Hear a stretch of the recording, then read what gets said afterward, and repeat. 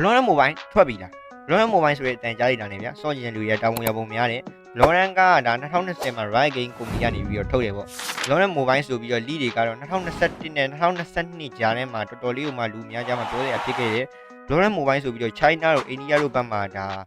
beta version တွေရှိတယ်ပေါ့ဆိုတော့ beta ဆိုတာကဒီသူတို့ရဲ့ official ထုတ်ပြန်ထားတာမဟုတ်ဘဲနဲ့သူတို့စမ်းသပ်ထားတဲ့ server တွေပေါ့အဲ့ဒါတွေကကျွန်တော်တို့နိုင်ငံမှာဆိုရင်တော့ solve လို့မရပါဘူးဆိုတော့ကျွန်တော်အနေနဲ့ Valorant နဲ့တူတဲ့ mobile ပေါ်မှာ solve လို့ရတဲ့ game တွေတော်တော်များများကို like ရှာကြည့်ပေမဲ့ Hyper Friends တို့ Hyper Friends Lite တို့ Project C တို့တွေ့ပေမဲ့ download ရတယ် install လို့ရတယ်လုံးဝ solve လို့မရပါဘူး